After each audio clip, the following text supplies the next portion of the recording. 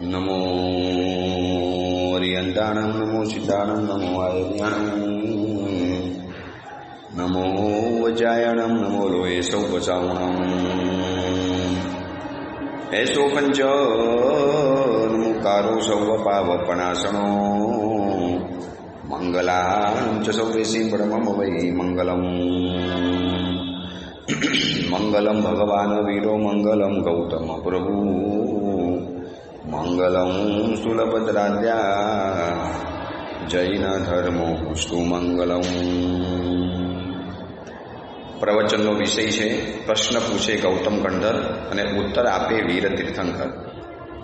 કોઈ અજ્ઞાન અને અનામી કરતાએ બનાવેલો 64 ગાથા અને 48 પ્રશ્ન ઉત્તરથી સુશોભિત આ ગૌતમ પુચ્છા નામનો ગ્રંથ માનવ જીવનની અનેકવિધ સમસ્યાઓનું દર્શન કરી અનેકવિધ સમસ્યાઓથી પીડાતો માનવ સમાજને જોઈ એક ઉધઈની જેમ માનવના મનને ફોલી ખાતી આ સમસ્યાઓને જોયા પછી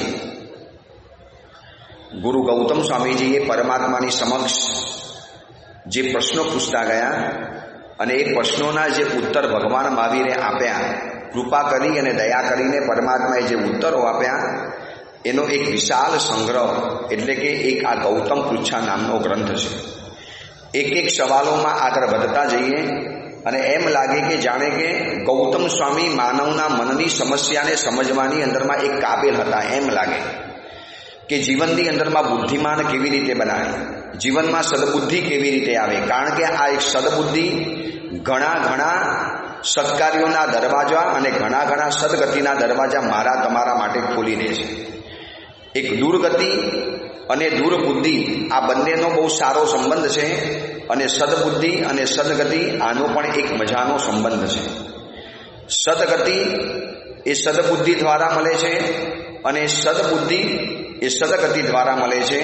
આ બંનેનો સંયોગ મળવો એ બહુ દુર્લભ કહેવાતો હોય છે અને આવી સદબુદ્ધિ આવી બુદ્ધિ જીવનની અંદરમાં કેવી રીતે આવે, માણસ કયા કર્મથી બુદ્ધિમાન થાય એનો સવાલ જ્યારે ગૌતમ સ્વામીજીએ પરમાત્માને પૂછ્યો અને પરમાત્માએ એના જે કારણો બતાવ્યા એ કારણોની ચર્ચા કરતા પહેલા જે આપણે બુદ્ધિ અને સદબુદ્ધિની જે એક વાત શરૂ કરેલી છે, એકલી બુદ્ધિ અલગ છે અને સદબુદ્ધિ જીવનની અંદરમાં અલગ છે। બુદ્ધિના 3 દોષ જીવનની અંદરમાં જાણવા જેવા છે। એકલી બુદ્ધિ માનવ પાસે હોય, બુદ્ધિ તો આ દુનિયાની અંદરમાં ઘણી વ્યક્તિઓ પાસે હતી। અમેરિકાના ટ્વિન ટાવર તોડનારો બિન લાદેન, જેને દુનિયા ત્રાસવાદી કહેતી હતી, આતંકવાદી કહેતી હતી, અમેરિકાનો મહાશત્રુ રહેલો હતો।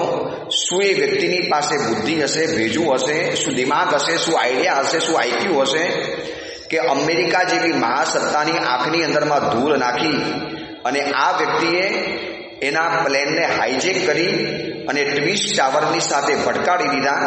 100 માળના તોતિંગ ટાવરો, આકાશ જેટલા ઊંચા ટાવરોને ધરાશાયી કરી નાખ્યા। સેંકડો માણસોના મોત થઈ ગયા, કરોડો રૂપિયાના નુકસાન થયા, કરોડો અબજો રૂપિયાનું નુકસાન થયું અને એના કરતાં તો વધુ અમેરિકાની જેવી મહાસત્તાનું સુપર પાવરનું નાક કાપી નાખ્યું। વિચારો, આ બુદ્ધિ નહીં હોય?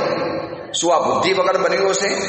કેવી રીતે એને પ્લાન બનાવ્યો? અમેરિકા જેવી મહાસત્તાને ગંધ સુદ્ધા ના આવી, ત્યાંની પોલીસને પણ એક વિચાર સુદ્ધા પણ નહીં આવ્યો હોય કે અમારા દેશની અંદરમાં આવું તોફાન કોઈ એક વ્યક્તિ કરી શકે છે। આ બધું જ જે બુદ્ધિ દ્વારા થાય છે, પરંતુ બુદ્ધિની આગળ જો સદબુદ્ધિ લાગી જાય તો કમાલ કામ થઈ જાય। જેમ મીંડાની આગળ એકડો લાગે અને મીંડાની તાકાત વધી જાય છે, એમ સદબુદ્ધિના મીંડાની આગળ, બુદ્ધિના મીંડાની આગળ સદ શબ્દ લાગી જાય એટલે બુદ્ધિની કિંમત વધી જતી હોય છે। તો આવી માત્ર જે બુદ્ધિ જેની પાસે હોય છે એ બુદ્ધિ ખોટી નથી, એ બુદ્ધિ પણ જરૂરી છે। એના દ્વારા શાસ્ત્રો ભણાશે, એના દ્વારા ગાથાઓ યાદ રહેશે, એના દ્વારા પ્રવચન સાંભળી શકાશે, પ્રવચન યાદ રહેશે, રસ્તાઓ યાદ રહેશે, પરિવાર યાદ રહેશે, કોઈના નામ યાદ રહેશે। આ બધું જ બુદ્ધિ દ્વારા બની શકે છે, પણ એકલી બુદ્ધિ નહીં, સદબુદ્ધિ જીવનમાં જરૂરી છે। એ બુદ્ધિના 3 દોષ, પહેલા નંબરનો દોષ એ છે કે એ આપણને સાચું સમજવા દેતી નથી। બુદ્ધિ છે ને હંમેશા સાચું નહીં સમજવા દે, કદાચ આ એક અપેક્ષા એ વાત છે સર્વાંગ અપેક્ષાએ આ વાત નથી, પણ એક અપેક્ષાએ, એક સાપેક્ષ આ વાત છે કે એક એંગલથી જોવા જઈએ તો એકલી બુદ્ધિ જેની પાસે હોય છે એને સાચી વાત ક્યારે સમજમાં જલ્દી નથી આવતી.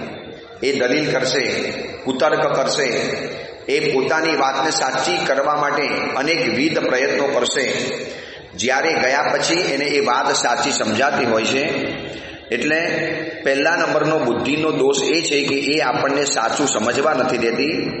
બીજા નંબરની અંદરમાં સમજવા તો દે છે પરંતુ એને સ્વીકારવા નથી દેતી. જોજો, ગુરુ ગૌતમ સ્વામીજીની પાસે માત્ર જ્યારે એકલી બુદ્ધિ હતી તો શું થયું? પરમાત્મા મહાવીરની સર્વજ્ઞતા એમને સાચી સમજાણી નહીં. સર્વજ્ઞતા તો હતી मगर समझ नहीं पाए. क्यों समझ नहीं पाए? क्योंकि बुद्धि का इशारा चल रहा था. बुद्धि बोल रही थी मत मानो, नहीं मानने जैसा है, आप ही सर्वज्ञ हो, वो सर्वज्ञ नहीं है. दुनिया में एक ही सर्वज्ञ हो जो आप हो. આ વાત એને બુદ્ધિ કયા કરતી હતી અને બુદ્ધિના ભરોસે બેસી અને ગૌતમ સ્વામી એ વાત સ્વીકારવા તૈયાર નહોતા. એટલે પહેલા નંબરમાં બુદ્ધિ એક કામ કરશે, એ સાચું સમજવા નહીં દે. સમજ્યા પછી જલ્દી એને સ્વીકારતા નાકે દમ આવશે, અભિમાન નડે, એનો ઈગો નડશે. આટલા વખતમાં જે વાતને હું સ્વીકારતો નહોતો અને આજે સ્વીકારીશ, એટલે સામેવાળી વ્યક્તિ શું કહેશે? જોયું, અમારી વાત તમારે માનવી પડી ને, છેવટે અમારા રસ્તે તમારે આવવું પડ્યું ને. અમે તો પહેલેથી કહેતા હતા કે અમારી વાત માની લો. આવું કદાચ એને ઘમંડ તૂટવાનો ડર હોય એટલા માટે એ બુદ્ધિ સાચું સમજવા તૈયાર નથી. સમજ્યા પછી સાચું સ્વીકારવા તૈયાર નથી. સાચું સમજ્યા પછી, સાચું સ્વીકાર્યા પછી એ વ્યક્તિને સુધારવા નથી દેતી. બુદ્ધિ આડી આવશે, બુદ્ધિ દલીલ કરશે, તર્ક કરશે, કુતર્ક કરશે, કન્ક્લુઝન પેદા કરશે. બુદ્ધિ ક્યારેક કોમ્પ્રોમાઇઝ નહીં કરે, બુદ્ધિ કન્ક્લુઝન પેદા કરે, મૂંઝવણ પેદા કરે, ધુમ્મસ પેદા કરે અને એની અંદરમાં માણસ અટવાતો રહ્યા કરે. તો આ બુદ્ધિના 3 દોષ છે. એની સામે જ્યારે બુદ્ધિની આગળ સદ શબ્દ લાગે છે અને સદ શબ્દ લાગી જાય પછી એ બુદ્ધિનું આખું પ્રમોશન થઈ જાય. જે બુદ્ધિ મારક હતી એ બુદ્ધિ તારક બની જાય છે. અને આવી બુદ્ધિ કેવી રીતે મળે એના કારણો તો આપણે જોવા જ છે, જે ભગવાન મહાવીર સ્વામીએ ગુરુ ગૌતમ સ્વામીજીના સવાલમાં બતાવેલા છે.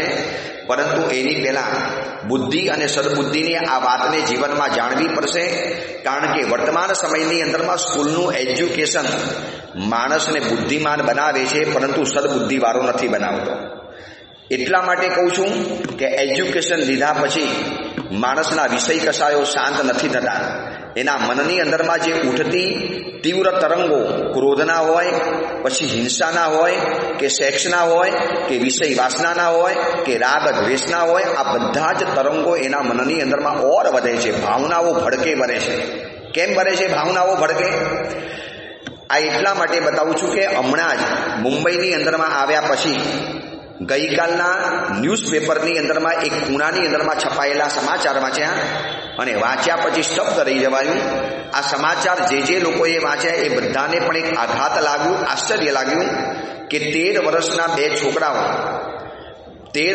બે છોકરાઓએ મહાનગરપાલિકાની સ્કૂલની અંદરમાં ભણતી, પોતાની સાથે ભણતી એ સ્કૂલની છોકરી, સ્કૂલ ગર્લ, એની સાથે ભણનારી જે છોકરી હતી એમાંથી 4 છોકરાઓએ એ છોકરી ઉપર રેપ કરવાનું નક્કી કર્યું.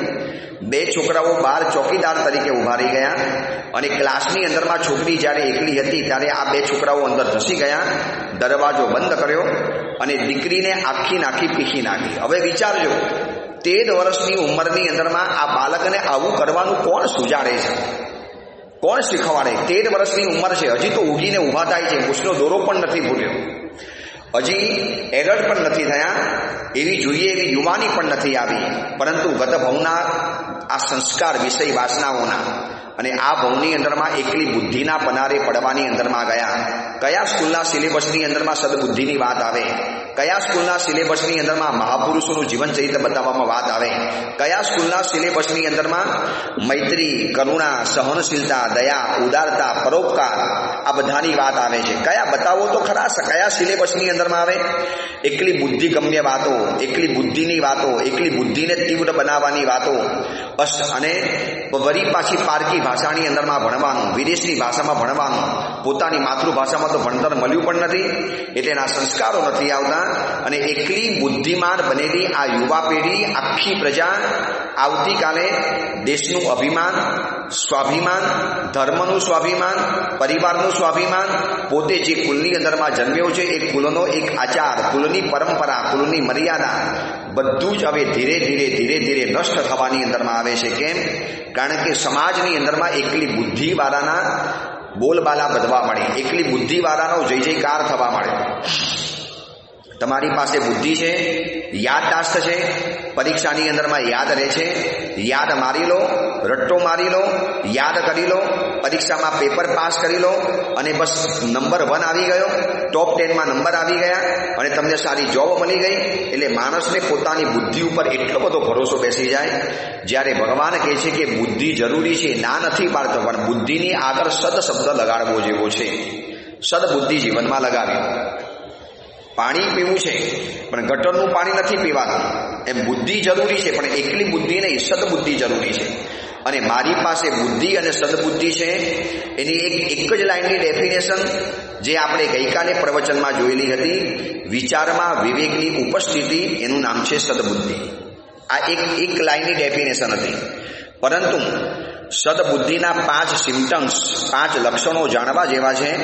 પહેલા નંબરની અંદરમાં ભૂલની કબૂલાત પ્રત્યેનો સરળ ભાવ એ સદબુદ્ધિનું પહેલું લક્ષણ છે. પોતાના જીવનમાં ભૂલ થઈ ગઈ એને સ્વીકારી લેવાનો સરળ ભાવ, કબૂલાત કરી લેવાની, હા મારાથી ભૂલ થઈ ગઈ છે, આવું ન કરવું જોઈએ, એક મારાથી ગડબડ થઈ ગઈ છે, माफी मांगू छूं, क्षमा चाहता हूं, सॉरी कहता हूं, मुझे माफ कर दीजिए, दोबारा ऐसा मैं नहीं करूंगा, हाँ गलती मेरे से हो गई है. कोई बचाव करवानी बात नहीं, जे थयुं छे एनी कबूलात, कोई छुपावानी बात नहीं, कोई भेद भरमनी बात नहीं, कोई बीजा उपर इल्जाम आपी देवानी बात नहीं. जे पण भूल थई छे एने कबूल करवानी तैयारी, कबूल करवानो सरल भाव आ सदबुद्धिनुं पहेલું लक्षण छे. જોજો ઘણા લોકો ભૂલ કરે છે પણ ભૂલ કબૂલ નહીં કરે. છોકરો સ્કૂલની અંદરમાં નપાસ થયો, તમને એક જ એક્ઝામ્પલ આપું, સ્કૂલની અંદરમાં નપાસ થયો એટલે ટીચરે આખા પેપરની અંદરમાં 0-0-0 કરી અને એને માર્કશીટ પાછી આપી દીધી. દીકરો ઘરની અંદરમાં લઈને આવ્યો અને પપ્પાએ જ્યારે માર્કશીટ જોવા માટે માગી, બેટા લાવ કેટલા માર્ક્સ આવ્યા છે, દીકરાએ બિંદાસ કરીને હાથમાં પકડાવી અને જ્યાં જોયું, પિતાજી કે બેટા આ શું, 0, તું 0 થઈ ગયો. હવે જોજો દીકરો બચાવ કેવો કરે છે. આ બચાવનો પોતાની ભૂલની કબૂલાત નથી કરવાની. હા પિતાજી માફ કરજો, પઢાઈ નથી કરી, મોજ મજા કરી ખાધી, મહેનત નથી કરી, ફરીવાર કરીશ પિતાજી, મને માફ કરી દો. નીચી નજર ઢાળીને આ શબ્દ બોલવાનો તો દૂર રહ્યો, ઉલટાનો પિતાજીની આંખની અંદરમાં આંખ મિલાવીને કહે છે, પિતાજી આ નપાસ નથી થયો, ટીચરની પાસે સ્ટાર આપવાના ન રહ્યા એટલા માટે ટીચરે મને મૂન આપ્યો છે. લોકો 0ને જે મૂન બતાવે છે, ટીચર મને સ્ટાર આપી શકતા હતા પણ એટલા બધા છોકરાઓ પાસ થયા કે બધાને સ્ટાર અપાઈ ગયા, એટલે છેવટે ટીચરે મને આ મૂન આપ્યો છે. પિતાજી મને તો ટીચરે મૂન આપ્યો, મને મૂન ઉપર મોકલી આપ્યો. 0 શૂન્યને ચંદ્રનો આકાર ગણીને આ મૂન ગણે છે. હવે આવી વ્યક્તિને પોતાની ભૂલનો પસ્તાવો જીવનમાં ક્યારે થવાનો? બધે પોતાનો બચાવ, પોતે છટકી જવાની વાત, આરોપીના પિંજરની અંદરમાં ઊભા રહેવાની વાત નથી. ગુનો કર્યો છે તો કબૂલ કરી લેવાનો, આ કર્યું, મારાથી આવી ભૂલ થઈ ગઈ, મને માફ કરો, મારાથી આવું થઈ ગયું છે. હજી બતાવી દઉં, અય મુદ્દા મુનિ ભગવંતે કાચા પાણીની અંદરમાં પાતળી તરતી મૂકી, ગુનો તો કર્યો, ભૂલ તો કરી. હવે એ સમયની અંદરમાં મોટા मुनिवर, वडील मुनिवरे कीधुं, अरे बाल मुनि जी आपने क्या कर लिया, अभी आप तो साधु बन गए, अभी आपको कच्चे पानी में नाव नहीं तैरानी चाहिए, इसमें भयंकर विराटता लगती है, कच्चे पानी के असंख्य जीव मर जाते हैं. और मुझे पता नहीं, मुझे माफ करो. अब क्या करना पड़ेगा? जाएंगे भगवान के पास और भगवान के समवसन में जाकर आपको इसका प्रायश्चित देना पड़ेगा, आलोचना करनी पड़ेगी. कर लूंगा. जाके कबूलात करी, कबूलात करता करता हिरिया भैया करी. आज जो कबूलात करवानो सरलनो भाव अई मुद्दा मुनिने केवल ज्ञान સુધી પહોંચાડી ગયો છે અને ભૂલનો બચાવ કર્યો હતો. હવે એની સામે તમે જોજો, ચંડકોશિક મુનિએ ગત ભવની અંદરમાં, પગની અંદરમાં મરી ગયેલી દેડકી, પગ નીચે મેંઢક કૂચલ ગયા, और मर जाने के बाद छोटे से साधु ने बोला, महाराज जी आपके पैर नीचे कुचल गया मेंढक, प्रायश्चित कर लेना, आलोचना कर लेना, गुरु के पास जाकर बता देना आपने गलती करी, आपने पाप करा, आपने दोष करा, आपने विराधना करी। अब उस मुनि को गुस्सा चढ़ा है, यार छोटे जबान में बड़ी बड़ी बातें करता है, मेरी गलती मुझे दिखा रहा है क्या? तू तेरा काम कर, तू छोटा है। मगर बाल मुनि ने बार बार ये बात दोहराई। अब देखना, कबूलात करने की बात नहीं, ऊपर से बाल मुनि को पीटने की बात आई। रातना मारवा माटे उठ्या, माथું ભટકાયું થાંભલા સાથે, ખોપડી ફાટી ગઈ, મર્મ ભાગ ઉપર એ થાંભલો વાગી ગયો, ત્યાંને ત્યાં મુનિ ભગવાન કાર કરી ગયા। સાધુ ઘણો તપિયો હતો, ધરતો મન વૈરાગ, શિષ્યના ક્રોધ થકી થયો ચંડ કોશિયો નાગ। એક સાધુ ઉપર કરેલો અસદભાવ અને પોતાની ભૂલ કબૂલાત કરવાનો સરળ ભાવ નહોતો, તો શું થયું? કુદરતે સજા આપી દીધી, જાઓ તિર્યંકરની અંદરમાં અને દ્રષ્ટિથી સર્પ બનીને જંગલની અંદરમાં રહેતા રહે। ભૂલો થઈ ગઈ છે જીવનની અંદરમાં, તો ભૂલની કબૂલાત પ્રત્યેનો સરળ ભાવ આ સદબુદ્ધિનું પહેલું લક્ષણ છે। હવે આપણે માની શકીએ છીએ કે વર્તમાન સમયની યુવા પેઢી એક તો પોતાની ભૂલ પહેલા સમજતી જ નથી। માનો માતા પિતાએ બહુ સમજાવ્યું, બેટા તમારી ભૂલ છે તો પહેલા તો ભૂલનો બચાવ કરવાનો, પોતાની વાતને સાચી બનાવવા માટેની ભરચક કોશિશ કરવાની। છેવટે માણ કદાચ માને, પણ જાણે કે ઉપકાર કરતા હોય એવી રીતે વાત સ્વીકારવા તૈયાર થાય, તો આ સરળ ભાવ નથી। આ ભૂલ કરી એને સ્વીકારી લો, बिंदास स्वीकारी लो, साहब થઈ गई है, दोबारा नहीं करूंगा, पक्की बात है। मगर हो गई है, कोई अच्छे गुरु के सामने, कोई योग्य गुरु के सामने जाकर आपकी जात खुली करो, जो है प्रायश्चित ले लो અને કબૂલાત કરી લો। તો કબૂલાત કરવી એ સદબુદ્ધિનું પહેલું લક્ષણ છે। એકલી બુદ્ધિ આ કામ નહીં કરવા દે, સદબુદ્ધિ આ કામ કરાવશે। સદબુદ્ધિના 5 સિમ્પટમ્સ, સદબુદ્ધિના 5 લક્ષણ। પહેલા નંબરમાં ભૂલની કબૂલાત પ્રત્યેનો સરળ ભાવ, બીજા નંબરની અંદરમાં આવી ગયેલા દુઃખો પ્રત્યેનો સ્વીકાર ભાવ। હવે જે દુઃખો આવી જ ગયા છે, જે તકલીફ જીવનની અંદરમાં આવી ગઈ છે, જે મુશ્કેલી જીવનની અંદરમાં પ્રવેશી જ ગઈ છે, હવે જે જે જે જે સમસ્યા જીવનમાં આવી જ ગઈ છે, હવે દુઃખો આવી ગયા છે એને સ્વીકારી લો, પણ એનો સ્વીકાર ભાવ નહીં, પ્રતિકાર કરવાનો। મને જીવનમાં કેમ દુઃખો આવ્યા, મને તકલીફ કેમ આવી, મને જ મુશ્કેલી કેમ આવી, ઓલાને ન આવી? હું આટલો ધર્મ કરું છું અને મને જીવનમાં તકલીફ આવી, મને જીવનમાં તકલીફ કેમ આવી, બીજાને કેમ નથી આવતી, માત્ર મને જ કેમ આવે છે, માત્ર મને જ કેમ આવે? બસ આવો જે દુઃખો પ્રત્યેનો જે અસ્વીકાર ભાવ છે એ પણ દુર્બુદ્ધિનું લક્ષણ છે, સદબુદ્ધિનું લક્ષણ નથી। સદબુદ્ધિ એમ કહેશે કે ભૂલોની કબૂલાત પ્રત્યેનો સરળ ભાવ, આવી ગયેલ દુઃખો પ્રત્યેનો સ્વીકાર ભાવ। હવે દુઃખો આવી ગયા છે એને સહન કરી લઈશ, ગળામાં કેન્સર આવ્યું સહન કરી લઈશ, પેટની અંદરમાં ગાંઠ આવી સહન કરી લઈશ, બ્રેઇન ટ્યુમર આવ્યું સહન કરી લઈશ। આજે વર્તમાન સમયની અંદરમાં એવા કેટલાય સમણી ભગવંતો છે, કેન્સર ડિટેક્ટ થયા પછી પણ માંસ ખમણના પાણે માંસ ખમણ લગાવીને, અમારા ગુરુદેવ ભુવન ભાનુ સુરેશ્વરજી મહારાજાના નાના ભાઈ હતા પન્યાસ પદ્મ વિજય મહારાજ, અને આ પદ્મ વિજયજી મહારાજ ગળાના ભયંકર કેન્સરની વચની અંદરમાં 2 વખત માસક શમણની તપસ્યા કરી દીધી। આવી ગયેલા દુઃખો પ્રત્યેનો આ સ્વીકાર ભાવ હતો। ત્રીજા નંબરની અંદરમાં સદબુદ્ધિનું લક્ષણ એ છે સુખના ભોગવટા પ્રત્યેનો સંયમ ભાવ।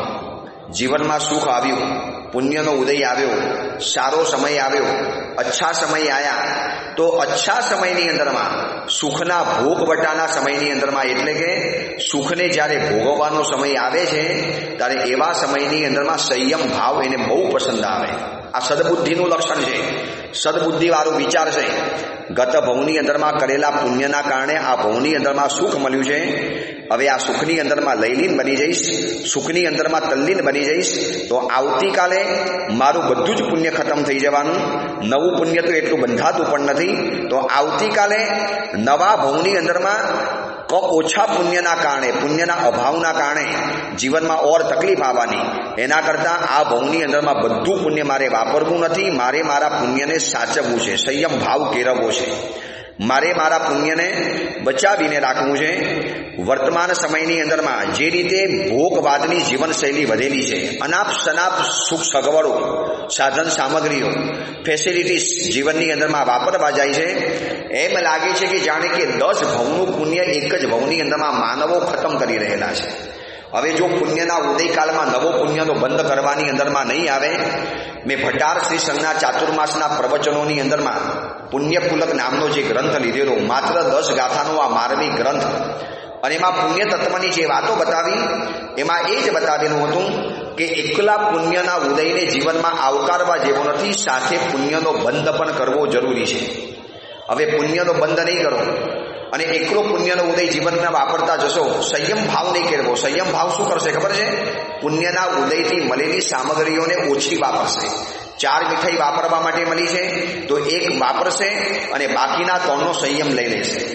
પોતે રોજના 10 કપડાં બદલી શકે એમ છે, દર મહિને 5 નવા મોંઘા ડ્રેસ લાવી શકે એમ છે, છતાં પણ વર્ષે 2 થી 3 ડ્રેસ લાવી અને એ પોતાના પુણ્યને સેવ કરશે, પોતાના પુણ્યને બચાવતા જશે. આ પુણ્યના ભોગ, સુખના ભોગ વટા પ્રત્યેનો સંયમ ભાવ છે. બધું પુણ્ય ખર્ચવા જેવું નથી.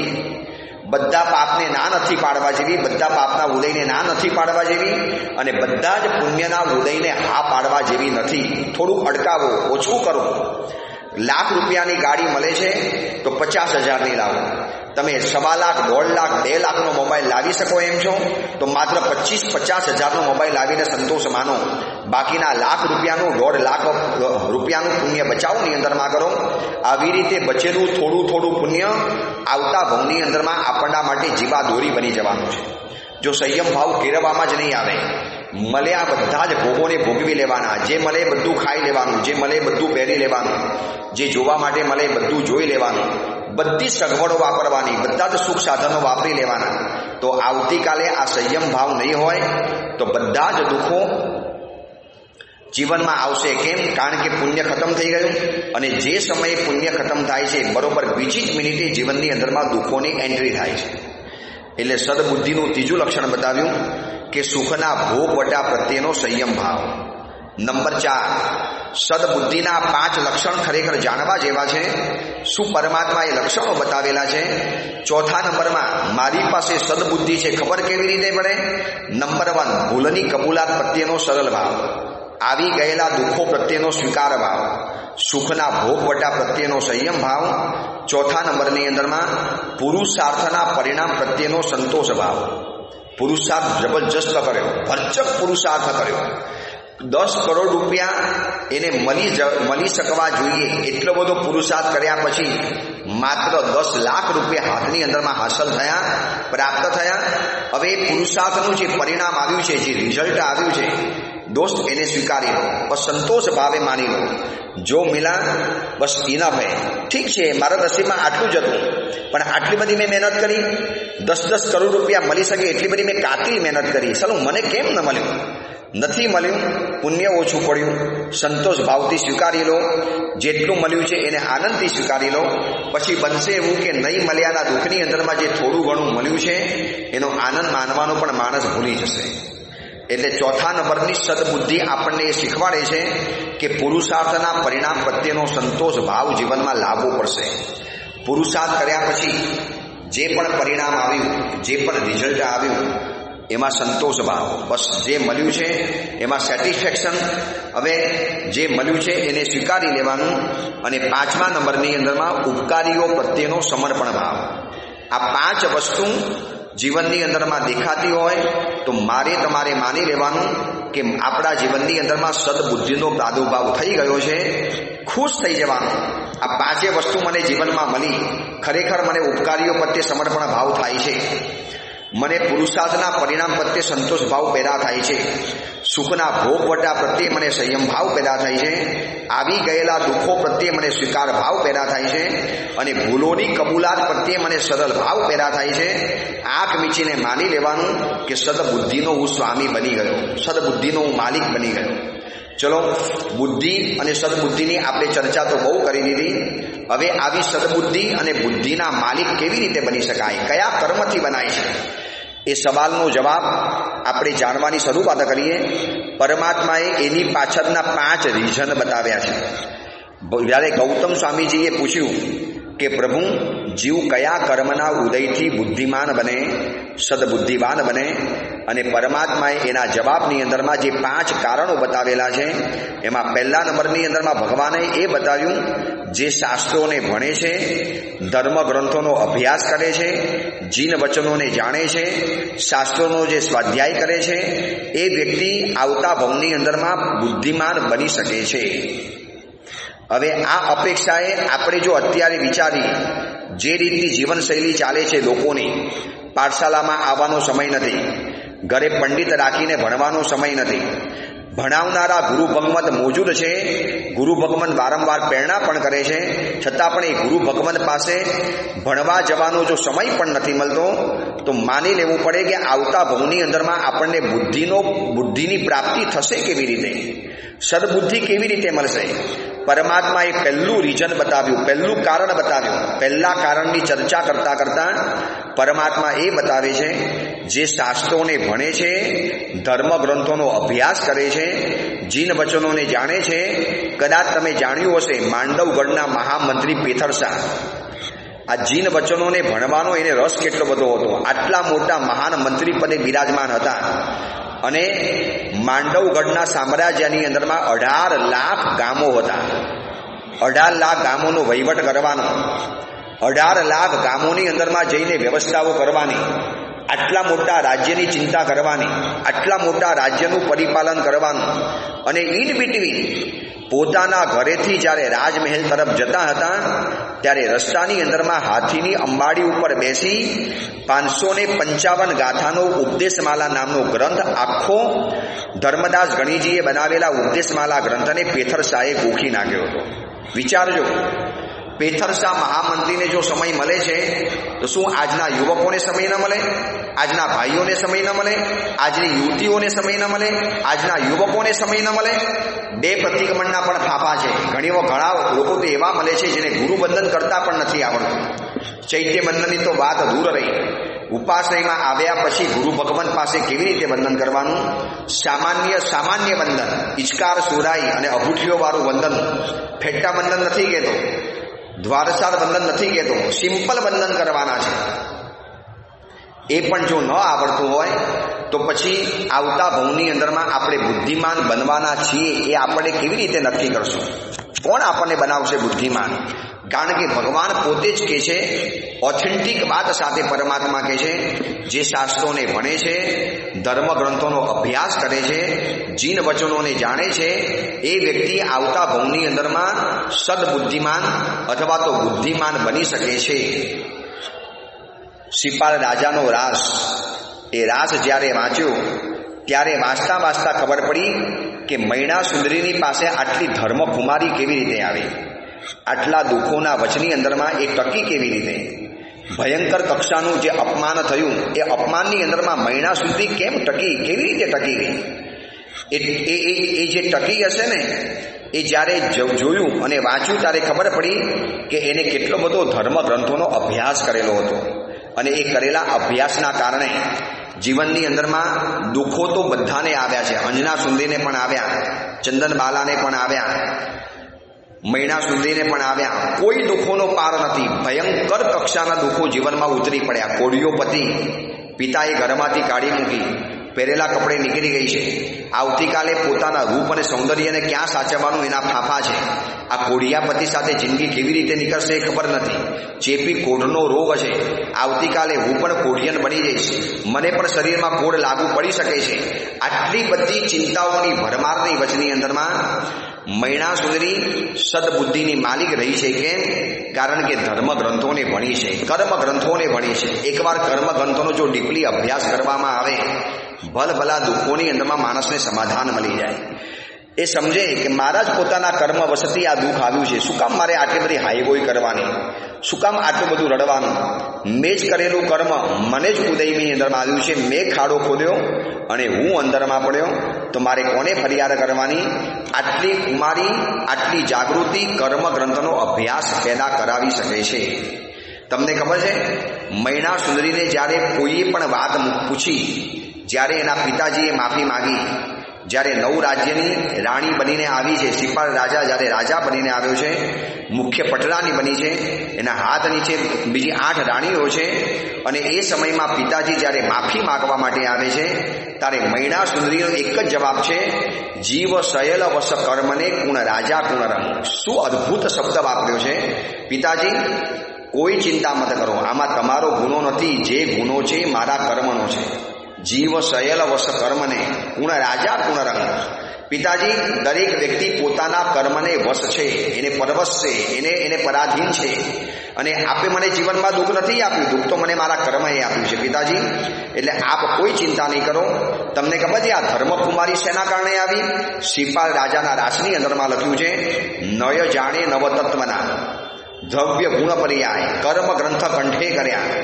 જોજો, મૈણા સુંદરી કેટલું બધું ભણી છે, 7 નયોને જાણે છે, 9 તત્વને ભણી છે, જીવિચારને ભણી છે, કર્મ ગ્રંથને કંઠે કરેલા છે. અને આટલા બધા ધર્મ ગ્રંથોને ભણ્યા પછી શું માણસને ખુમારી ના આવે? એકવાર કર્મ ગ્રંથોનો સાંગોપાંગ અભ્યાસ કરી લીધો પછી જીવનમાં કોઈના પણ પ્રત્યે ક્યારે દુર્ભાવ થઈ જ નહીં શકે.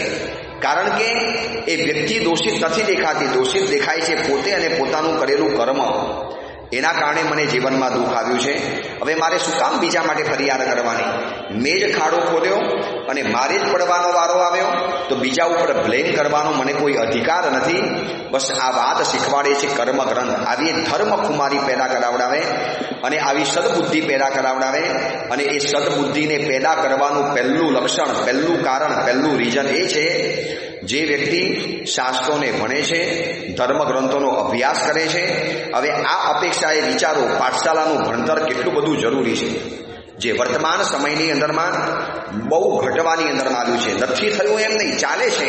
પાઠશાલાઓ તો આજે પણ ચાલે છે. ઘણી જગ્યાની અંદરમાં ધમધોકાર ચાલે છે, ઘણી જગ્યાએ વેન્ટિલેટર ઉપર ચાલે છે, પણ ચાલે છે તો ખરી.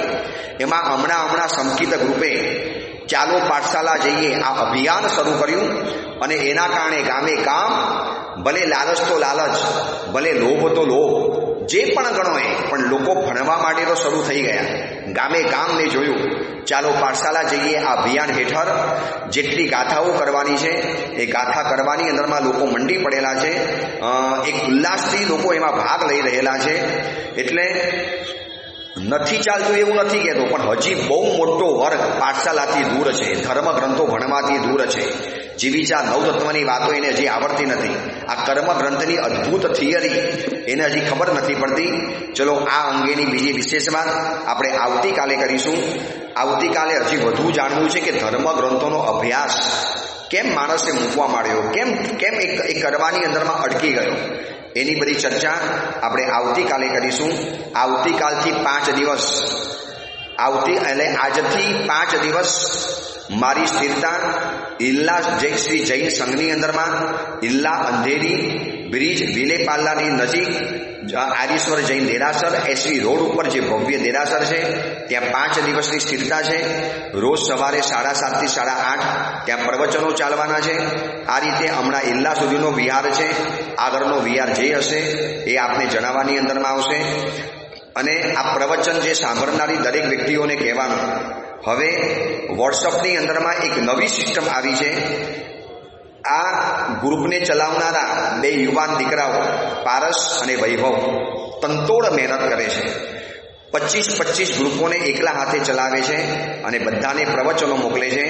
પણ હમણાં જે વોટ્સઅપની અંદરમાં નવી સિસ્ટમ આવી છે, કમ્યુનિટી સિસ્ટમ, એની અંદરમાં બધા જ નંબરોને એડ કરી દેવાની અંદરમાં આવશે અને બધાને મર્જ કરી અને 15 થી 20 ગ્રુપને મર્જ કરીને એક જ ગ્રુપની અંદર બધાને સામેલ કરવાની અંદરમાં આવશે. એટલે હમણાં 2-3 દિવસ પ્રવચન બંને ગ્રુપમાંથી આવશે. એટલે કોઈ એક ગ્રુપમાંથી નીકળી જવાની ઉતાવળ પ્લીઝ નહીં કરતા, મહેરબાની કરીને. એટલે 2-3 દિવસ ટ્રાયલ માટે આ રીતે બંને જગ્યાએથી પ્રવચન આવશે અને પછી સીધું ડાયરેક્ટ પ્રવચન શરૂ થઈ જશે. કમ્યુનિટી જે નવું ગ્રુપ બનેલું છે એમાંથી શરૂ થઈ જશે. પારસભાઈએ તો એક ગ્રુપ બનાવી નાખ્યું છે, વૈભવ પણ એક ગ્રુપ બનાવી દેશે. અને હજી પણ જે બીજાને વાયા ક્યાંકથી પ્રવચનો આવે છે એ બધા તમે વૈભવ કે પારસભાઈનો કોન્ટેક્ટ કરો. અને એની અંદરમાં તમારો નંબર જોડી દો એટલે તમને ડાયરેક્ટ થ્રુઆઉટ પ્રવચનો મળી જાય. હમણાં મને રોજ મુંબઈમાં મળે છે, ગુરુદેવ વાયા પ્રવચનો આવે છે, કોઈ આપે કોઈ ન આપે, કોઈ પહોંચાડે ન પહોંચાડે. હું કહું છું તમે ડાયરેક્ટ વૈભવ અને પારસની અંદરમાં જોડાઈ જાઓ ને. શું કામ તમે બીજા ઉપર મદાર રાખો છો? ભલે બીજા એમ કહેતા હોય કે પ્રવચન હું રીલી કરું છું, રીલે કરનારા માત્ર 2 જણા છે, વૈભવ અને પારસ. પછી એ પ્રવચનો બીજાની પાસે જાય છે અને પછી પોતે પોતાના ગ્રુપ બનાવીને અને પોતાના વિડીયો અંદરમાં નાખે, પોતાના ફોટા અંદરમાં નાખે. આમાં પ્રવચન સિવાય અને મારા મેસેજ સિવાય બીજું કશું જ અંદરમાં નહીં આવે. એટલે હજી પણ તમને કહું છું કે વૈભવ અને પારસભાઈનો કોન્ટેક્ટ કરી તમે એની અંદરમાં જોડાઈ જાઓ. તમે તમારો નંબર એમને આપી લો એટલે તમને ડાયરેક્ટ થ્રુઆઉટ પ્રવચન મળે. બીજા નકામા સમાચારોથી તમે દૂર રહી જાઓ. ચલો, એ અંગેની બીજી વિશેષ વાત આપણે આવતીકાલે કરીશું. એ જ મંગલ કામના મંગલ ભાવના જીનાગના વિરુદ્ધ કંઈ પણ બોલાયું હોય તો મિચ્છામી દુક્કડમ.